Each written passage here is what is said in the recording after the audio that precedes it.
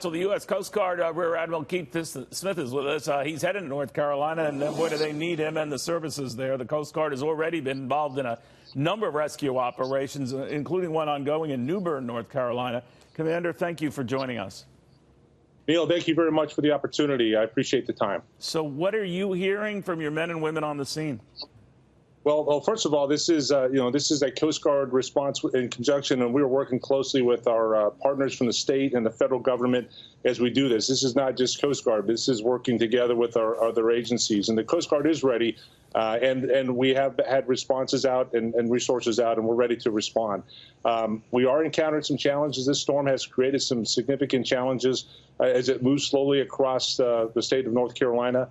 And impact on our ability to get our helicopters on scene. So we did try to launch a helicopter into New Bern. We had some folks that were in trouble and on a rooftop, and so we tried to launch, and they got into the weather there and had to land just because the weather and the winds were too significant and surpassed our capabilities of that aircraft. So this is a little bit different than some of the storms we've dealt with in the past. So, Admiral, in that case, you do a lot of the rooftop rescues. We've seen that heroically in Coast Guard rescues after prior disasters, hurricanes, you name it.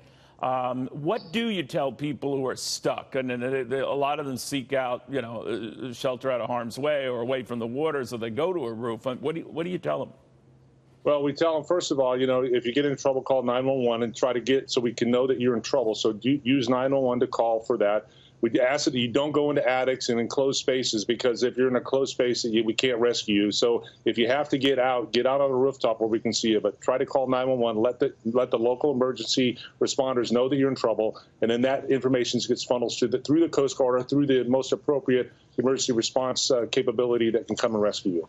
Admiral, now you're always in a tough position because some people were advised to leave, they didn't, and now you and your men and women are, risking their own lives to get them. I can understand some of the trepidation on the part of people who don't want to leave their homes and all. So any advice, though, that you have for those who are more inland, who are preparing for these floods and also very much in harm's way? Right. It's hard right now because we just don't know. I mean, if they're at their homes right now, I don't know if their situation allows them to evacuate. I guess the best advice right now is to listen to your local authorities and take advice of what they're offering you right now. If they do get in trouble, call 911 and take safe haven as best you can. But once again, don't go into a location where that you can't get rescued, like an attic or something. Our number one priority is to save people and prevent first responders from getting into a tough spot right now. So the best advice we can give them is heed the advice of the local responders. Admiral, thank you very, very much. We appreciate it and all your guys are doing. As the Admiral is speaking here, I just want to bring you up to date on some of the latest figures we're getting from military personnel in the area. Just on the National Guard front alone, there are 7,000 National Guardsmen and active duty personnel assigned to the area.